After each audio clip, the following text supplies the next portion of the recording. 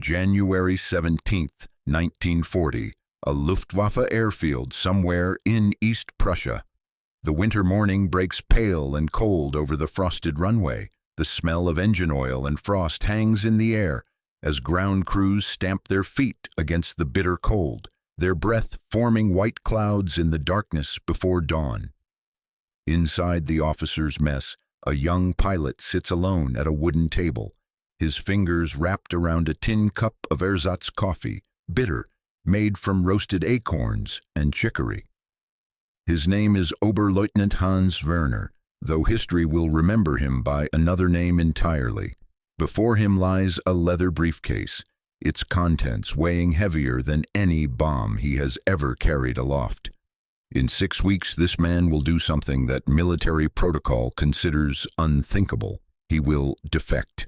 But more than that, he will carry with him documents that will expose the private orders flowing from the highest echelons of the Reich. Orders that reveal not the glorious crusade promised to the German people, but something far darker, far more calculating, and ultimately far more damning. The sound that defines this morning is the rhythmic tick of a clock on the mess hall wall. Each second a countdown to a decision that will transform this loyal officer of the Third Reich into one of history's most significant informants. That ticking will haunt Werner for the rest of his life. The sound of time running out on illusions. To understand what brought Werner to this frozen morning, we must step back to 1936. The Luftwaffe was reborn from the ashes of Versailles restrictions, a phoenix rising with Göring's bombastic promises echoing through every recruitment hall across Germany. Young men like Werner, educated, idealistic, and hungry for purpose after years of economic desperation, flocked to the service. They were told they were building a defensive force, a shield for the fatherland. The propaganda was intoxicating, sleek Messerschmitts cutting through clouds. The romance of aviation merged with national resurrection. Werner graduated top of his class at the fighter pilot school in Vernuchen in 1937. He believed, as so many did, in the myth of honorable warfare, in the codes of aerial combat that dated back to the Knights of the Sky in the Great War. The Spanish Civil War should have been his first warning. Werner flew 16 missions over Spain in support of Franco's nationalists between 1938 and 1939, part of the Condor Legion that served as Germany's testing ground for tactics and terror. But even there, the official reports sanitized what he saw: the deliberate targeting of civilian refugees, the experimental use of incendiary bombs on market towns. He told himself these were aberrations, tactical necessities in the fog of a complicated conflict. The real awakening came not in Spain, but in Poland, September 1939. The invasion of Poland was sold to the German public and military as a righteous response to Polish aggression. The fabricated attack on the Gleiwitz radio station, the defense of ethnic Germans supposedly under threat. Werner flew ground attack missions in the opening weeks, his Bf-110 screaming low over Polish columns. What he expected was military combat. What he witnessed was systematic annihilation. The orders that came through his squadron were explicit in a way that shattered the gentlemanly veneer of warfare. They directed attacks not merely on military targets, but on civilian infrastructure, railways packed with refugees, hospitals marked with red crosses, columns of fleeing civilians that posed no military threat whatsoever. When Werner questioned his commanding officer, he was shown a document, an order bearing the stamp of the Oberkommando der Wehrmacht, though its origins traced higher still, to directives personally approved by Hitler himself. The order was clinically precise. It stated that the rapid subjugation of Poland required the destruction of the Polish will to resist, which necessitated, and here the language became chillingly bureaucratic, the elimination of the Polish leadership class and the disruption of civilian morale through aggressive action against population centers. This was not the fog of war. This was policy. Werner made a copy. It was the first document that would eventually fill his leather briefcase. The winter of 1939 to 1940 brought a strange lull, the period historians would call the phony war. Werner's squadron was rotated back to Germany, ostensibly for rest and retraining. It was during this period that he began to see behind the curtain more clearly. As a decorated pilot with a spotless record, he was invited to briefings that revealed the scope of what was being planned. Operation Weserübung, the invasion of Denmark and Norway, was presented not as defensive action but as preemptive expansion. More troubling were the whispered preparations for Fall Gelb, Case Yellow, the coming assault on France and the Low Countries. But it was in January 1940, at a senior officers' conference in Berlin, that Werner encountered the documents that would seal his decision to defect. He was there almost by accident, filling in for his squadron commander who had fallen ill. The conference was held in a nondescript government building near the Tiergarten, and the security was extraordinary. Multiple identity checks, confiscation of all personal items, armed SS guards at every door. Inside, high-ranking Luftwaffe officers were briefed on the tactical requirements for the Western offensive. What Werner heard in that room went far beyond military strategy. A colonel from the general staff, speaking with the detached precision of a logistics officer discussing supply chains, outlined the requirements for what he called Schrecklichkeit, frightfulness. The doctrine, he explained, had proven effective in Poland and would be amplified in the West. Major population centers in the Netherlands, Belgium, and potentially France would be subjected to concentrated aerial bombardment to shatter civilian morale and accelerate governmental surrender. The colonel referenced a specific memo dated December 1939, in which Hitler had personally written that the Luftwaffe must be prepared to break the will of enemy populations through immediate and overwhelming application of force against civilian nerve centers. This was not the heroic aerial combat Werner had been promised. This was industrialized terrorism from the sky. Werner sat in that briefing room, the air thick with cigarette smoke and confident voices, and felt something break inside him. These men spoke of burning cities the way one might discuss crop rotation. There was no moral wrestling, no acknowledgement that they were discussing the deliberate incineration of thousands of non-combatants. It was presented as strategic necessity, as modern warfare, as the price of swift victory. When the briefing concluded, officers filed out, discussing dinner plans and their next leaves. Werner remained seated, staring at the papers that had been distributed. Operational guidelines, target hierarchies, expected casualty ratios, expressed in cold percentages. He should not have been able to keep those papers. They were classified, meant to be returned at the meeting's end. But in the shuffle of departure, Werner slipped his folder into his coat. No one noticed. Or perhaps in the arrogance of assumed loyalty, no one imagined an officer would betray the trust. That night, in his quarters, Werner read the documents fully. There were maps marking civilian districts in Rotterdam, Brussels, and other cities with concentric circles indicating bombing priorities. There were calculations of the tonnage required to create firestorms. There were excerpts from Hitler's private directives to Göring, in which the Führer emphasized that international opinion is irrelevant, only speed of victory matters, and fear is our most efficient weapon. Werner had joined the Luftwaffe believing he would defend Germany. Now he understood he was being asked to become an instrument of mass murder. The transformation was not instant but cumulative.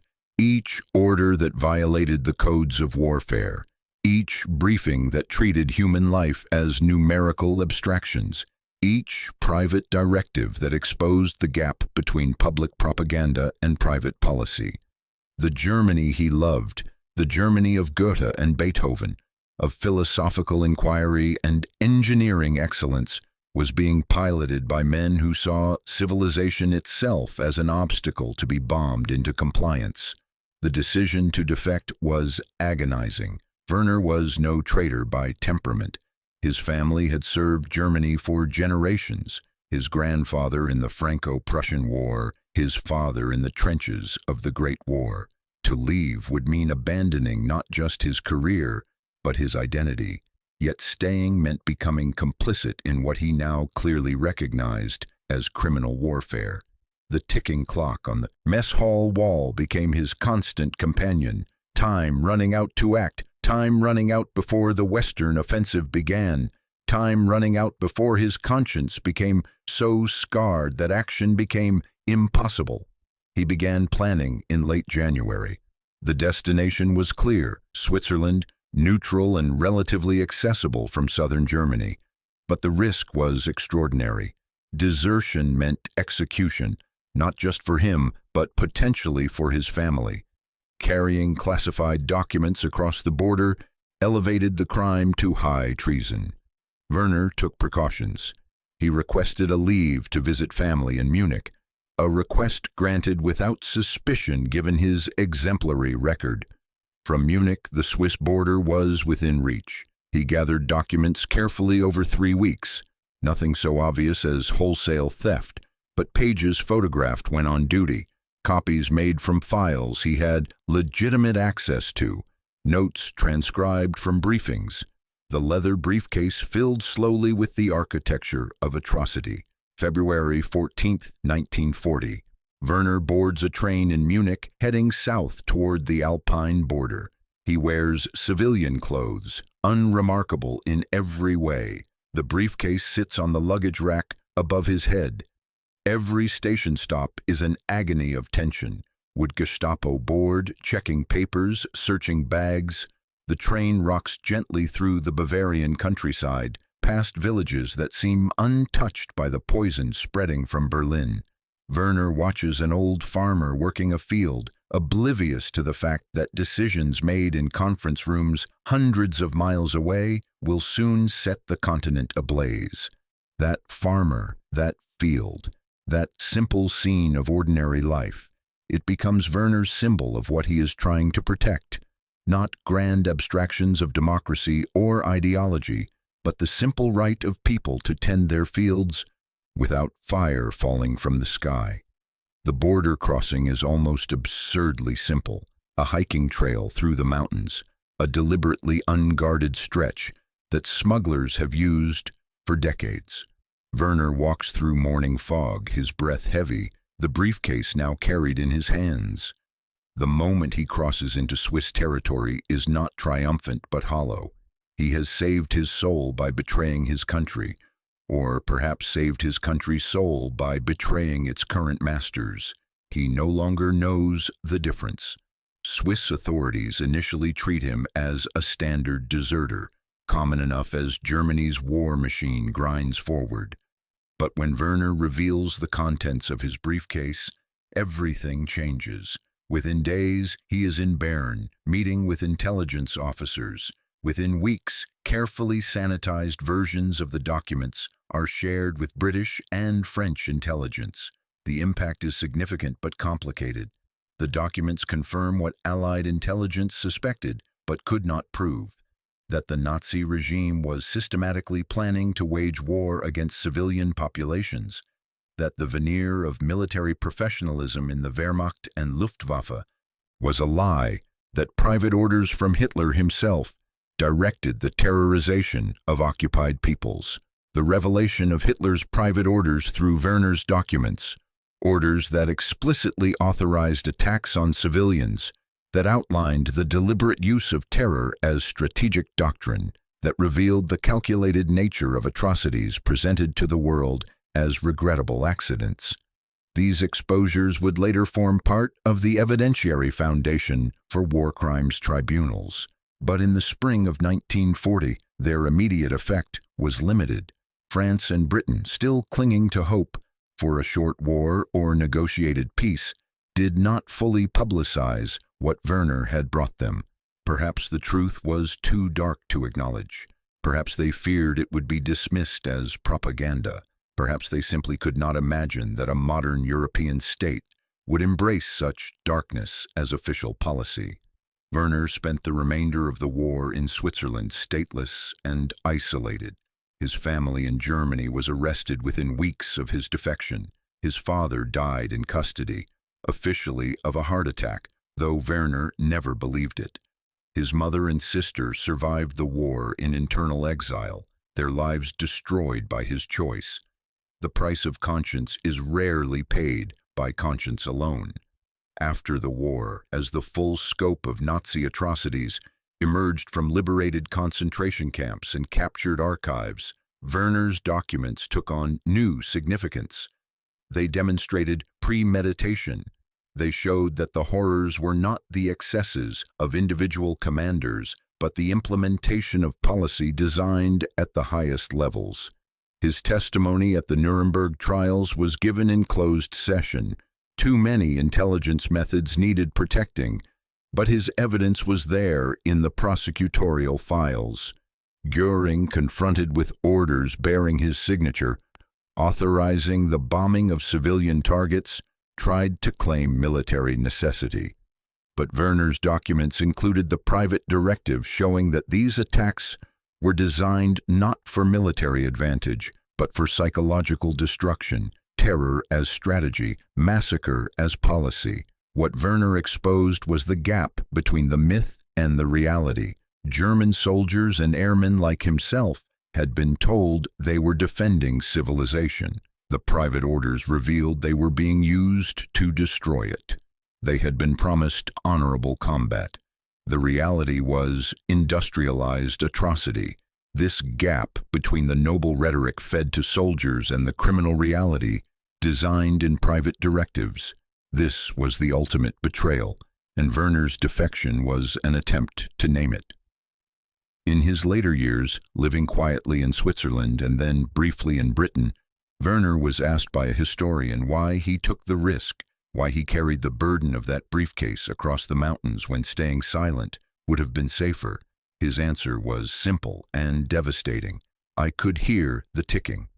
The historian, confused, asked what he meant.